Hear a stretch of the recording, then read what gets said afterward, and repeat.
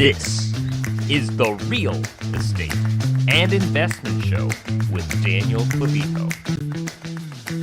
The #1 show for real estate and investment interviews. Brought to you in part by Wadi Associates, residential architecture of distinction. For 50 years, delivering high-quality architectural and interior design services, serving New Canaan, Palm Beach, and beyond. And by RenQuest, specializing in the renovation and restoration of vintage automobiles. RenQuest, it's why we drive. Room. And now, it's time for The Real Estate and Investment Show with Daniel Clavijo. All right, hello, and thank you for tuning into The Real Estate and Investment Show with Daniel Clavijo. I am Daniel Clavijo, coming to you from beautiful, sunny Palm Beach, Florida. What is The Real Estate and Investment Show, and who am I, you may ask? Well, our show wants to focus on the experience of amazing people in the real estate and investment space and share their knowledge with you, our wonderful audience. I truly hope that together we spark some ideas and inspiration for you, wherever that may be. And who am I? Well, I'm an architect grad from the University of Miami, MBA grad from NYU Stern, and I've been designing homes in Palm Beach and the surrounding areas for over a decade. I now also get to share the stories of such talented individuals with you. Questions or suggestions about our show, write to us at info@TheReandishow.com. That also spells out ThereAndIsHow.com, the abbreviated form of The Real Estate and Investment Show. Find us on YouTube, Spotify, and wherever you enjoy your podcasts. We appreciate your help. Like, comment, follow, subscribe, and above all, share with your friends and family. It's thanks to you that we will be able to grow and bring you high-quality content and guests in the real estate and investment space.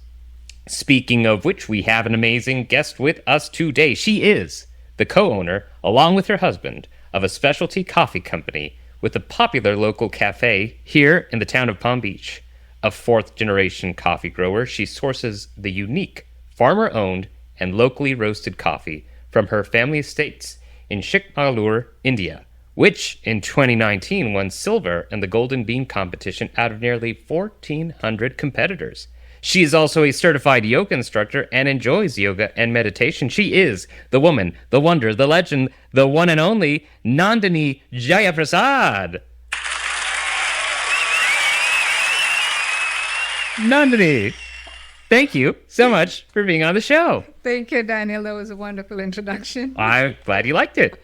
Now, your company, Chik Monk, is quite an impressive story of, I would say, family, sustainability, and entrepreneurship. And I think it is a story our listeners and viewers would love to learn and see if it can be some sort of inspiration for them on their own journey to, establish a business.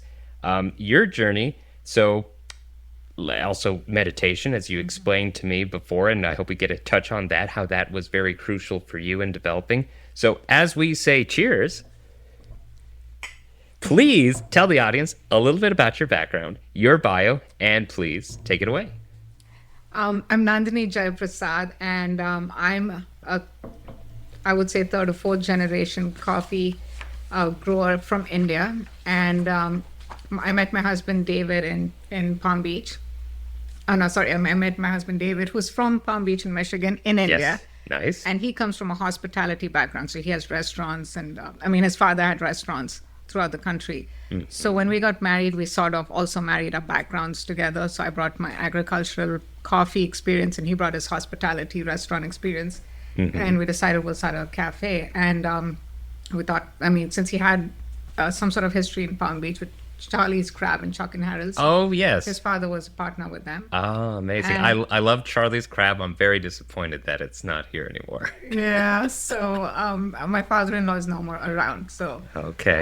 But then we said, let's try it in Palm Beach. So we started off in 2019. Mm-hmm. We started Chik Monk, bringing coffee from our family estates in India roasting it locally that was very important. Right. And we went through a ton of roasters, and we finally found Oceana Coffee, and we got along with them. They roast the coffee. And we started at farmers markets in 2019. That's how we started. Very nice. And prior to actually establishing Chik Monk, what's the story behind your family estate in India, and how you grew up then to also join the business? Yes. So from what we know, my great-grandfather had like smaller coffee estates, farms, whatever. And then India was still under the British rule at that point. So I think Indian farmers weren't allowed to have huge holdings, or there was some sort of rule. Right. And then my grandfather was a huge part in the freedom of India movement against the British and stuff. So during that time was when the British left India, and they sold all the coffee plantations to the Indian farmers. That's when my grandfather went and bought up more. And so it just sort of passed on, great-grandfather, grandfather, then my dad. And we are 3 girls, my sisters and I. Yes. So we're the next generation that's taking it over. Very nice. And set the scene for our audience who might not be, as I am, not too familiar with the geography of India. This is in the western region, very high in the mountains, Yes, correct? we're about 4,000 feet, an average 4,000 feet elevation. And this is the rainforest. So if you want me to set the scene, it's literally the coffee growing under the rainforest. You wake up to birds and animals and everything. Yes. You're basically in this lush jungle with coffee growing. I mean, you get unlimited supply of oxygen is what we call it. And so it's not a bad place to live. Absolutely. It's, when I think about coffee, when a lot of people think about coffee, I think they're mostly focused on, Colombia, Brazil, Costa Rica, all these other places. But it is, of course, as you say, there is this region in India that is the rainforest, and it's quite an interesting way how the coffee beans got there, right? Yes. Did you read that story? I read the story. Could you share it with the audience? Yes. So Baba Budan, he was a Sufi saint, and back in the days, like Yemen, there's a little bit of North Africa, but that's kind of between Ethiopia and Yemen is where coffee was discovered by the Arabs. And they kind of came up with this concoction that kept them awake for long hours. Hence the Arabica beans, Yeah. right? And there's some sort of a history, I don't know how true this is, that so the goat herds noticed that their goats were eating leaves of this plant and were like going hyper. And that's when they figured out something about it. Right. So from there, Baba Budan stole 7 beans of coffee and brought it over to Chikmagalur, where I'm from. And it started growing really well. And that's when the British were also in India. So they decided, this is a cash crop. From there, it went to Indonesia, to the Portuguese, and from there, it went to the Caribbean and South America. So India has actually been growing coffee a lot longer. Very nice. How big is the estate roughly, would you say? Do you know? About 400 acres, what I would Wow. say. Impressive. Yeah. And it is like on a hilly terrain. So unlike Brazil, or not all of Brazil, but some parts where it's flatter land, Right. you can use like machines to pick coffee. For us, it has to be manual. All done by hand. Because it is in slopes. But I mean, grown on slopes. Yeah. And that's something that is, of course, very interesting about the way that you have it as well. Part of the, I would say, ethos behind your company. And I'm just going to read something that from another interview that you had done, that you had mentioned that you noticed that the coffee growers weren't getting enough credit for their crops. And roasters typically source from brokers, where coffee is aggregated at the country level. They roast the raw coffee and sell it under their brand names. The story of the farmer dies once the coffee is shipped out. And that really resonated with me because it is so true that, there are, even here in the United States, other places in the world, farmers maintain the food, the livelihood for all of the world, right? So what was something with this message that you were trying to get across to have that impact? Remember the farmers and the people who were working the land. I think one thing I do tell people is I sometimes, people say, the price of coffee is so high and everything. And I'm like, yeah, 1 cup of coffee pretty much is the salary of one entire, family for a day. that For a day. like I'm just saying what the final Right. cup you're paying for it. Yeah. For a day, or it just depends on what you're charging. But yeah, that's sort of the livelihood. So it's easy for people to bargain, but you don't understand, without people, without employees or anything, you're not going to get that coffee. It's not easy. So it was important for us because, and the roasters, it's totally fine. They take the final risk of selling the coffee and stuff. But no one like really knows how coffee is grown, how it's picked. It's very specific. It's not just like, pulling the beans out. It's a specific way where you don't hurt the bud for future crops and stuff. And no one really knows that story. So for me, it was just a way to let people know, like, enjoy the cup of coffee that you're drinking, because it's taken a whole year for it to grow. It's an annual crop. It's just a once-a-year crop. So, like, just be mindful and enjoy it. Right. Yeah. Now, I had the opportunity once to, go to one of these, it was in South America, how the coffee was produced and everything. But again, for our listeners and viewers, share the story, the process of that 1 year long road. And then when it comes time to harvest, what does that look like over there? So around March is when we get our, March, April, actually. So around this time, Around this time. we're filming in April. This will hopefully be out in May. So we have the coffee blossom, where the coffee flowers bloom throughout the. I actually should have sent some pictures for you to show. We're gonna put them. We're gonna put Okay. them later on the YouTube. So for our listening audience, you should migrate to our YouTube page. We're gonna be showing some images on the screen of all these things, and possibly of the current local harvest, so that when you're getting a cup of coffee from Chik Monk, that's where that was happening right there. You might have gotten those exact beans. So keep on. So we have these flowers that sort of look like jasmine. So the whole plantation, all the hills are covered with these white flowers, and it almost looks like it snowed in the morning. And then a week later it withers off, and that's when they say coffee bean, but it's actually a berry. It's a cherry. Right. So that's when the bud starts growing. So throughout the monsoons, which starts in sort of May, June, goes all the way till October. Yes. That's when the coffee will literally start developing and growing. And then and it's very tricky because you need the right amount, and since it's grown under shade, we have trees that kind of cover it. You need the right amount of shade and sunlight. If you have too much shade, it could destroy your crop if you get heavy rains. If you don't have enough shade, you're not getting enough sunlight, and the berries won't really grow well. So it's just it's not something that you learn in a textbook. It's just something that's passed down. And I see my dad looking up, and he's like, "Oh no, that's been pruned a little too much." And I'm just, I always wonder, like, how are we going to? But so it takes that long, and then around October, November, you'll see these like green berries. Not November, sorry, by the end of the monsoons. And then once you get a little bit of sunlight towards after the monsoons, is when it'll ripen and become red berries. Yes. And that's when you pick it. Gotcha. And you have to find that optimal color. You don't want it to get overripe. You don't want it to be underripe. Right. And then that's when people go out and specialized labor that pick the coffee.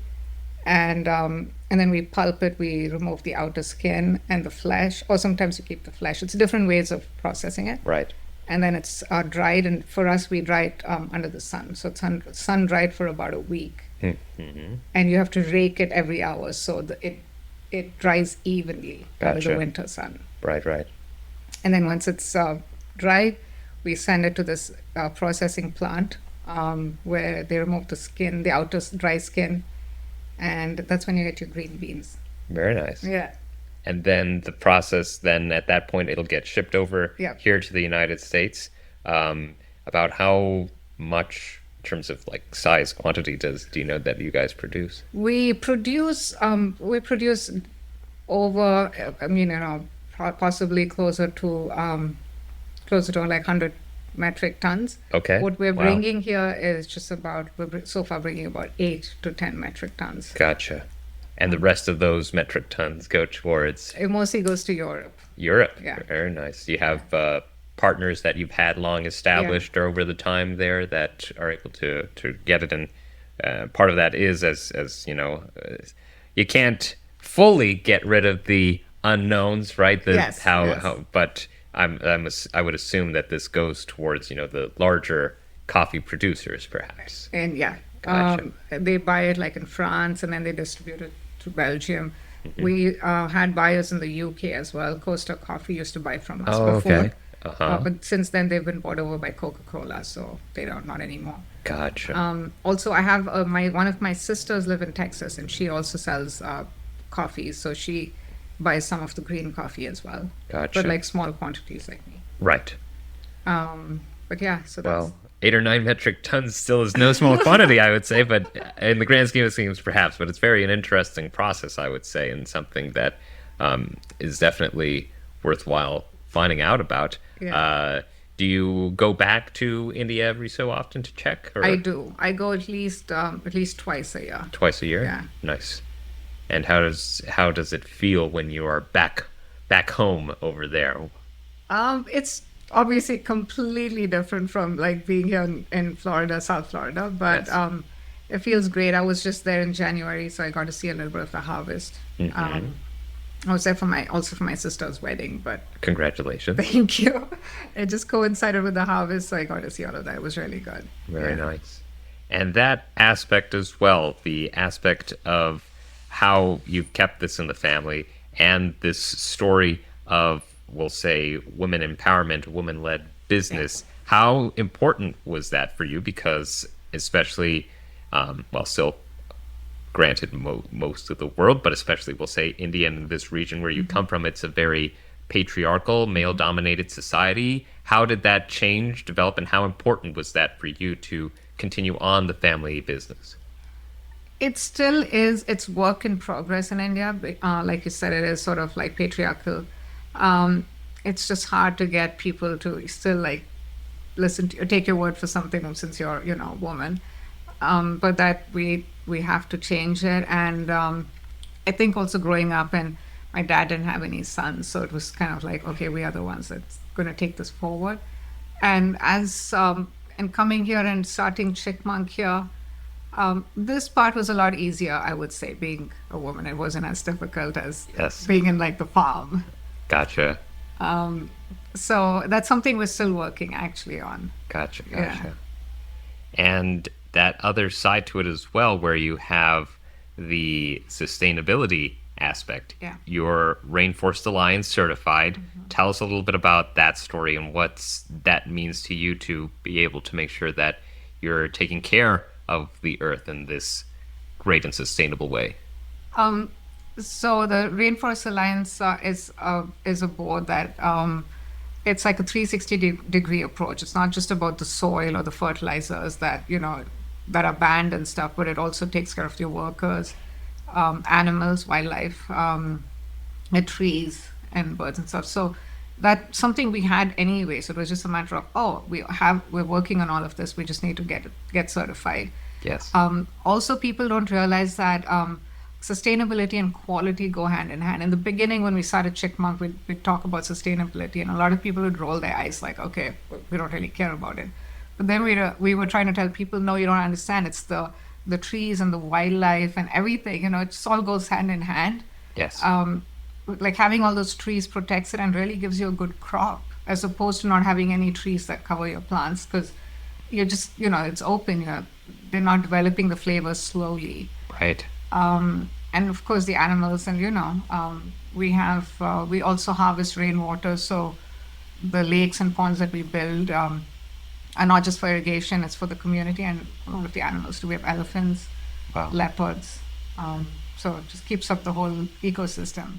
Any tours that you guys have of the estate, or We've been thinking about that for a while. it's a pretty good idea. I mean, I'd probably sign up and go. Yeah. You get these experiences where I've either visited or have been invited, and you get to see the process of how the coffee is produced and everything, right? And I think it helps people better appreciate the process, Yeah. right? Because it becomes something tangible that they see. They bill it under like ecotourism, right? And could be something, right? Yeah, we're definitely working on that, so we'll keep everyone posted. Very nice. Now, Chik Monk, of course, the name comes partly because of the region, Chikmagalur. But how did you develop that?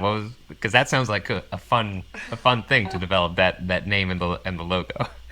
So that was definitely David's idea. Yes. And I think part of it came because of my whole spiritual meditation journey, where I was, at one point I was like, I think I might become a monk. There you go. So he kind of did a play on the word Chikmagalur, but Chik Monk. Yes. And then he wanted this meditating chipmunk as our logo. There it is. It's really nice, very cute, and it has a story behind it. And Yeah. everything should, right? Yeah. And of course, you have your shop on the island. You do, as you said, in the local markets. You also cater to private business and school events, right? Yeah. And something that I found interesting in one of the other interviews that you and David gave was, our goal is to have a positive impact on the community through a cup of coffee, or as we call it, a cup of love. Yes. So I can definitely see that based off all we've talked about and people who love Chik Monk, but how did that grow and develop? What does that really mean to you? I think so. I wasn't in the retail side at all. I had never seen customers drink our coffee. Like I said, once our coffee is shipped off, you never see the end product. Right. Actually, unless we roast our own coffee at home, we don't know who's drinking it or anything. So for me, it was just something new in the beginning. And David, his father was in the business, but he hadn't met customers and stuff. So when we started it, it was kind of something fun, and we were like, what are we going to lose? Let's just set this up.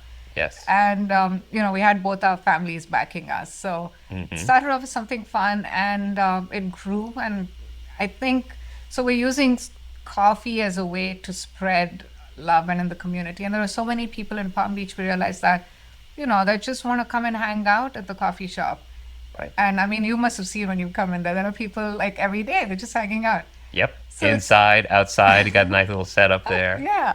So we were like, this is really good. We've created a community, and it's not, of course the coffee is part of it, but it was the community that mattered most to us. Of course. And that's what we wherever we expand, that's where we want to take that same concept. Gotcha. And of course, on the side of all of this entrepreneurship, again, you had this background from your husband and his family, and again, your background from your family being the coffee growers. But it is a story very much of entrepreneurship, I would say. You've had to handle logistics, marketing, retail, all of these things almost completely by yourselves. What are some key takeaways you've learned from starting a business? You've had challenges, you've had the experience. What are some lessons that you've learned over time, you'd say? The lessons I would say are, you can read about every single thing, but nothing goes as planned. And there will be things that come up your way, and you just have to roll with it, I think. Yes, I think it's Mike Tyson who's attributed that everybody has a plan until you're punched in the face. So right, yeah, exactly. So I think that's just what it was. But in the beginning, we didn't know, we're calling everyone for logistics, and our shipment stuck somewhere. We're like, how do we get this out? Right. We had all these challenges, and David and I did every single thing when we started off. We were the baristas. We still are. Yes. You have some help sometimes. Yes, but now we have help. Yes. So I think that's just in the beginning, you've just got to do everything that you're good at, and then when you have, when you can get to a place, you can hire people and do stuff. It is good to do it. Right. And we definitely did not over-invest in the beginning. All our machines, we just bought simple machines. We went to our roasters and got what we could. Some of them were used, but these machines from Italy are really good. It's like buying a car. You don't need a brand new car sometimes if it's in a good condition, kept well. And so that's all we did. And I do sometimes see other people or cafes where, it's nice, it's pretty, but if you've over-invested, I don't know in the beginning if that's such a good idea. But for us, we definitely we were very conservative. Right. And it makes sense because, as you're able to, as they say here, bootstrap the business, do it very bare bones, you're able to then still take the money that you generate, and reinvest it into the business, and eventually you'll get there. So it's definitely a lesson for people to take into account as they're developing their own business ideas. Yeah, I do have to tell you this one story. Please do. Our bar, when we first started off at our current location, Yes. we found it on Facebook Marketplace for like $150. We drove like an hour away to pick it up. Yes. And we had it for 2 years. And then finally we're like, I think we need a bigger bar than this. And that's when we were like, oh, we can get a custom-made one. And we spent a little bit on it. There you go. And you also had the store nicely decorated, designed by Nicolette, who was one of our previous guests. So it's always nice to see how that community aspect continues to reemerge. I would also say that, of course, as you've mentioned, you've had your husband and his family, and of course your family helping it out. But who you marry becomes such a huge decision in your life and impacts so many things. How did you guys meet, and how did that develop into now a business relationship as well? So we met in India at a coffee shop. Oh wow! Look at that. And I think the coffee shop was part of their whole. The logo was a lot can happen over coffee. That was the logo. Yeah. Okay. It was like cool. their whatever. A slogan. Yeah. And so we met there. He was in India he was doing a study abroad program. He was studying in Germany. Okay. And then we met, and he lived in India for some time as well. Mm-hmm. And then we got married, we lived in Michigan for some time. Nice. And when his father was alive is when we actually started the idea of maybe bringing coffee over here and doing something. Mm-hmm. And then when his father passed, we moved to Palm Beach, and that's when we started it. Very nice. It is a little tricky when you're working with your spouse. Yes. It took some time and patience from both our sides, obviously, because you don't know, the line is blurred. Like, where are you a couple and two business partners, right? Right. So it was something, it took some time for us to be like, okay. Get into that rhythm. Yeah. But you managed to find it, and it takes two to tango, so That's great. Now, one of the things as well that you mentioned, of course, is your spiritual journey and how that helped develop your business. So can you give us a little bit of a background to that story and how that impacted you and Chik Monk?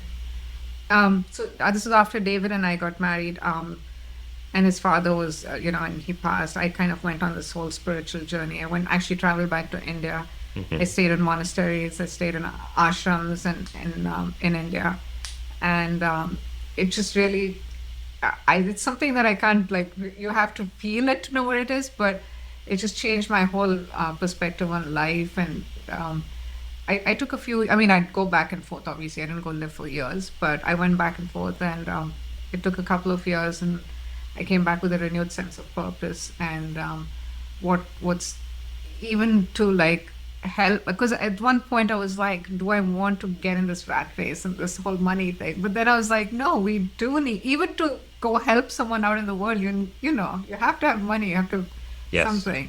And I remember I went to this women's some business conference, and the lady was like, I just want to know, why are you all in business or something? And everyone said, oh, it's because I want to get out of the house, I want this, I want that. But the lady came back and said, not one of you said you want to be profitable. And that's when it kind of hit me. I'm like, oh, it is about profits, business. So my whole spiritual journey definitely changed my whole perspective on why I wanted to do this, what I want to do with the profits and stuff like that. Mm-hmm. And I don't know if you read, but we do give back to our community, the coffee community. Please inform our audience about that. Before I do, I wanted to get to that point of what you're saying about business, and just as a reading suggestion, one of the great books is called The Goal, and Eliyahu Goldratt, I believe, is the author, and it makes a point pretty early on in the book, is that the point of a business, you can say whatever it is, whatever business you do, but the point of a business is to make money. Right? Yes. And so you find ways how to do that in terms of, in some cases, you're developing supply chain, or you're doing something. In this case, you're doing retail and all the things that go behind it. Of course, it's not just one avenue. But you can say that you want to make your customers' lives easier. You can say you want to sell the best handheld device or whatever. But at the end of the day, you are a business. You're not a charity. You're making money. It's very important to give back to the community. But that part resonates with me as well when, I'm working on stuff. So it's just wanted to make that point. But yes, please tell us a little bit more about how you were saying which goes back to that aspect of charity, how you give back to the community, which again is a very crucial part that I think all businesses should take into account. Yeah, so it came down to, again, we'll give part portion of our profit away, because if you don't have profit, what are you giving away? Right. And like you said, I can say I want to create a community, I want to give everyone a great cup of coffee, but if I'm not profitable, I don't have anything to give. Right. So we did say that. So we do encourage children in our coffee community to study. We pitch in for that. In India. In India. And here in Palm Beach, we do the Beach Bucket Foundation. We sponsor the buckets for beach cleanups as well. So that's part of the whole the giving back. Yes. And the whole spiritual journey also just changed my way. Like a lot of times, when you get thrown a curveball, right, you can just so easily stress out. But my whole spiritual journey has just like really helped me navigate through this whole process just calmly. Like right now, I'm really calm, but this is not going on. I read that as well in one of your interviews. Can you explain to the audience what that means, that you have fire inside of yourself? Did I say that in something? You said you're predominantly Pitta, yes. Which means you have a lot of fire in you. So for some who might not be familiar with that aspect, can you explain more or less what that means? Yeah, so that's in Ayurveda. That's like an ancient Indian philosophy. So all of us have different aspects of our personality that's inherent in our bodies as well. So yes. This Pitta is fire, Vata is air, and Kapha is like the water element in the body. Gotcha. So the whole point of it is for all three to be balanced. And sometimes one of them are more dominant. And yes.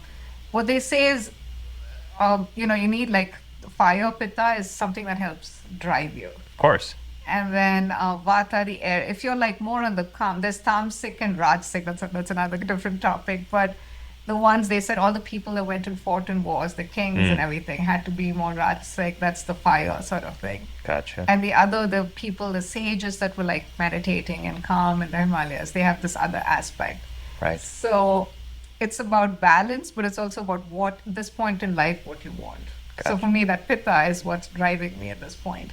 Very nice. But at some point in my life, I want to be calm and just meditate. Is that easy to? I'm sure it's a process, but how is that to change those balances? How do you know what your balance is? It is tricky because you don't know. Like when is it enough? Like yes. Enough is enough, sort of thing, right? It's never. Again, another philosophy I follow from India is that we're in this right now, this part of our lives that they call the household part, where this is when we earn our living and create families and kids and stuff. And they say towards your end of life is when you give away your material, not give away, but like don't have any attachment towards your material right stuff, and then just you go and you like retire and live your life peacefully and meditate is what they say. Nice. Because in India we again believe in the reincarnation. Yeah. Yep. So they say you go into your next life just calm and peaceful and not attached to your physical material things. All right. So maybe that's my plan. I don't know. We'll see what happens. I guess you'll let us know. Maybe we'll do a podcast in the Himalayas somewhere. Okay, I'll hold you to that.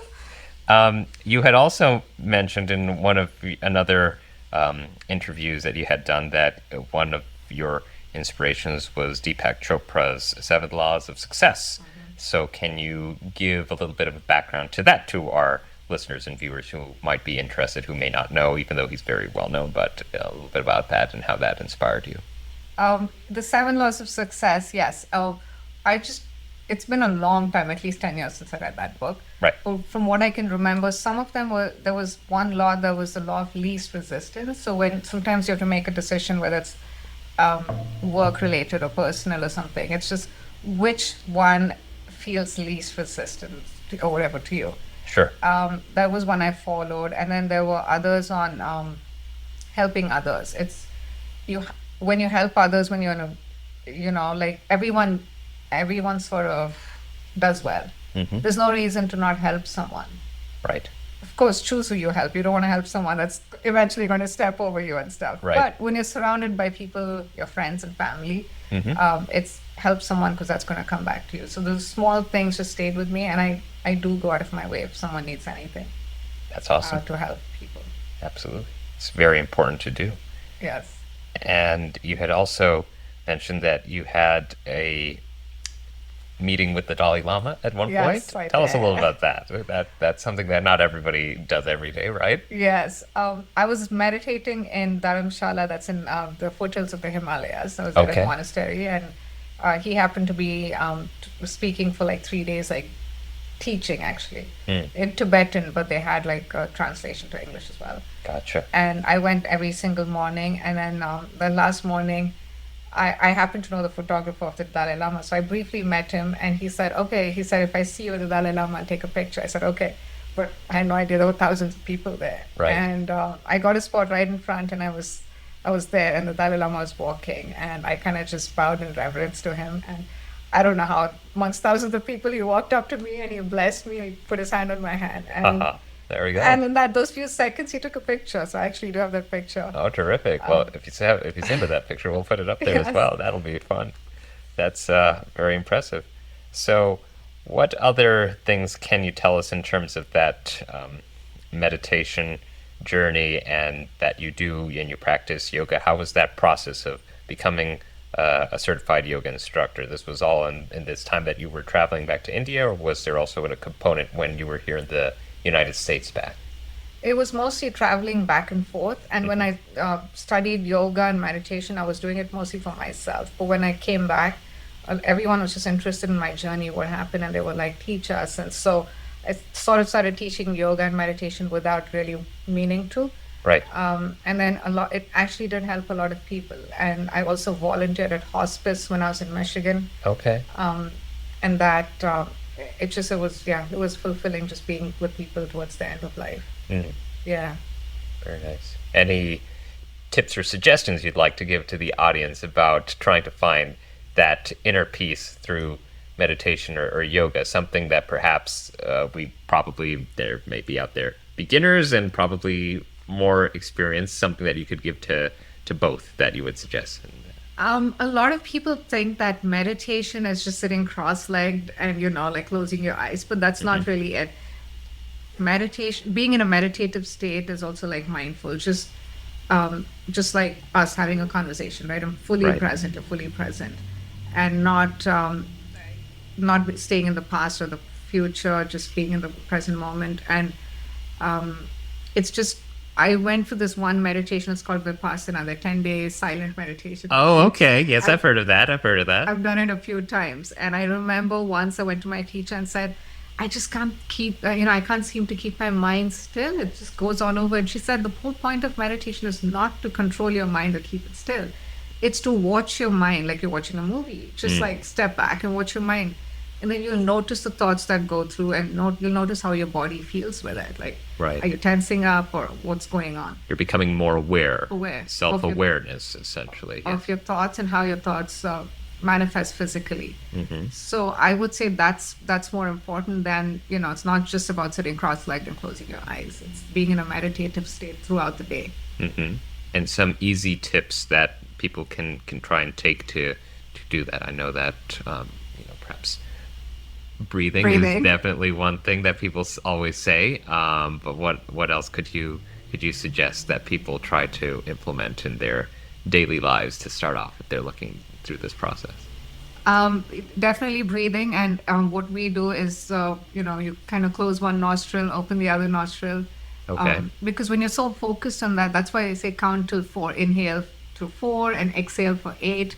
When you're so focused on counting and which nostril you're, kind of closing and opening, for those few seconds, you'll forget everything else. Gotcha. So that's why they say breathing, focus on breathing. And also, when you breathe deeper, it just instantly calms you. And another thing is just watch your mind before you react to anything. We're so quick to react. Yes. Be proactive, not reactive, is yes. what I like to say as well. So that's fun, right? Yeah. So even if someone comes and says like something whatever, something that's not nice to you. You get an angry customer, you have a client that you're trying to deal with, or, you're just stuck in traffic or something, Stuck right? in traffic. And I know this person in India, Sadhguru, always says, people they save up all their money to buy these like really expensive cars. Right. They're sitting in their car and they're stuck in traffic, but they're unhappy. So Very true. So be happy, just grateful for every single day, just being alive. That's something to be grateful for. Absolutely. So just being gratitude, and then like breathing, and not reacting. Very nice. Well, appreciate that insight. Going slightly back to Chik Monk, just some other interesting things that I found that maybe our audience would like to hear, and that perhaps you could explain about how you guys have gone plastic free, right, and using compost as well in the farm. So what are some of those other aspects that you find that may not have been the most economical, right, necessarily, but they were the right choice for your business and for the vision you guys were trying to achieve? A lot of the compostable stuff also just helped us in certain ways, like I said, with the quality and stuff. But we might have had to scale back a little bit on that because some of them didn't work out. We had lids that were popping, and so well, you adapt and you change, right? That's another important factor that comes with running a business. Yes, we're definitely eco-friendly from even in the farm level. All our even like the skins of the coffee beans and stuff is recycled into manure and fertilizer and everything. So everything is recycled. Yes, as much as possible. Of course, we use solar panels for all sort of electrical needs back in the estate. And we're trying our best to do what we can here in the side of the business as well. Nice. But the farm is definitely a lot more eco-friendly. And tell us a little bit about your partners. You had mentioned about your roasters, but as well as, you guys also have some other items that you stock at Chik Monk, and tell us a little about them. Yes, so most of our products at our store is all local. With other small businesses, our croissants and our bagels and everything, as much as possible, we try to support all small businesses. And even Nicolette, we brought her in to do amazing work for us, artwork and everything. Yes. And again, that's something for me, encouraging other people and, other women as well. So yeah, and we have juices and everything is local. Yes. Yeah, we have people that bring it in, and we just love supporting other people because someone gave us a shot when we first started, and we want to be able to give other people that too. What was that story of getting your first shot? It was other than we were in the green market. We were in the farmers market. Yep. But over in West Palm Beach. West right? Palm Beach. But our first shot was Amici Market, Maurizio. Okay, nice. Yeah, we just launched the company. We got our bags, we got everything roasted, and we had a list of places to go to. And David told me, he's like, "We're going to Amici Market, but remember, 9 out of 10 people will say no, and then we'll get one yes." Yes. So we went in, and Maurizio looked at us, and he had seen it, and he needed coffee anyway at that point. He's like, "Fine, fill my shelf," and we're like, "Oh, okay." So I walked out. I said, "So does that mean the next 9 say no?" Yes. You got your first yes on the first try. That's impressive. That's great. Yeah, we did have 9 no's. Of course. But that's still something, right? And it goes to that other aspect of course, persistence. Yes. Right? And same thing as what people associate this a lot as well with, sales and calls and what's not. And you're going to keep on calling people, keep on trying to make the sale. And you're going to get a lot more no's than yes, but eventually somebody will say yes. And that will make a huge difference. Yes. The one yes. Absolutely. So, yeah. Well, that's fun to hear. All right. So here's a question that I ask everybody on the podcast to date.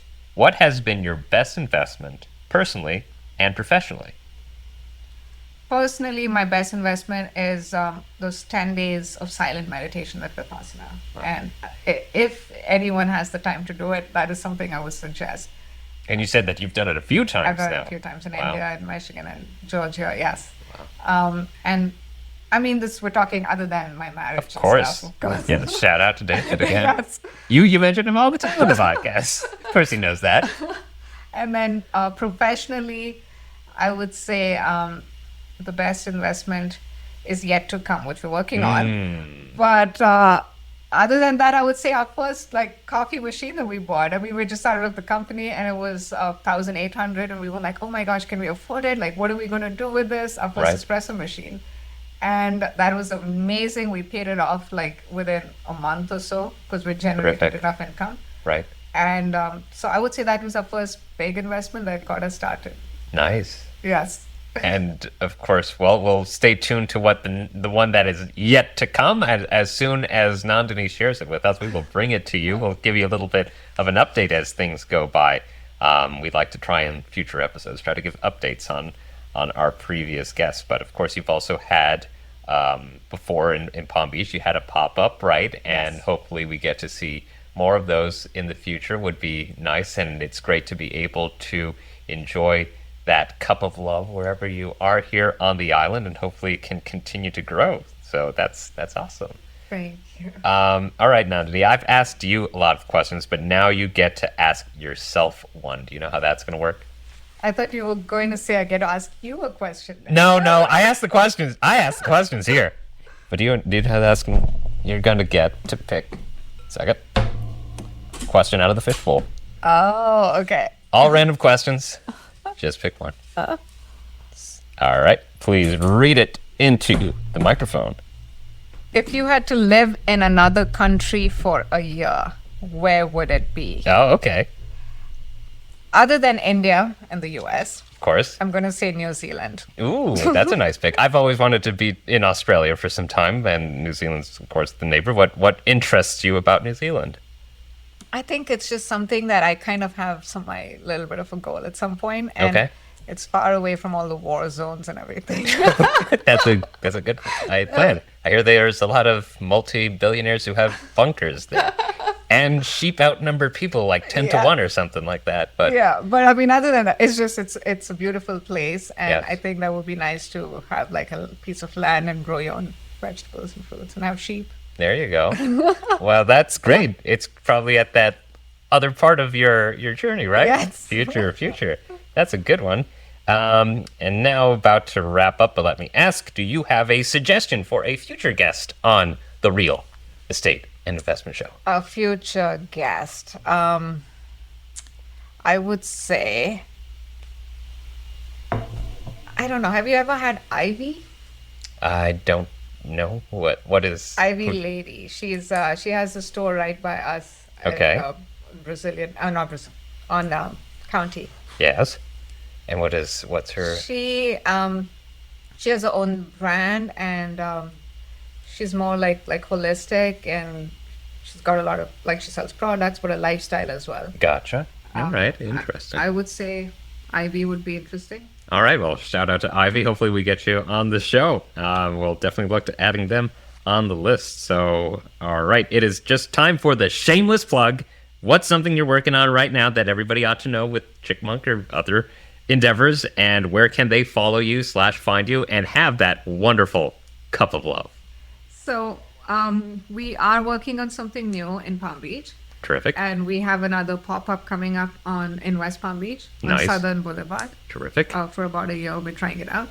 And you can find us, you can log on to our website, chikmonk.com. Yes. And you can follow us on social media, the Chik Monk, for all sorts of updates. Terrific. Well, we'll put all of that in the show notes so that everybody can follow Nandini and David and Chik Monk and just see how that's going to grow. It's amazing to see a local business with such an amazing history and background behind it. And of course, their products are great as well. The coffee is great. So definitely go and try Chik Monk. So Nandini, I want to thank you so much for your time. We're going to give you another round of applause. Thank you for sharing your journey, your experience, and being such a wonderful guest, Nandini. Appreciate it. And thank you for being here with us. Join me again next time with another amazing interview on The Real Estate and Investment Show with Daniel Clavijo. I'm Daniel Clavijo. Till then, stay awesome, everyone, and God bless America.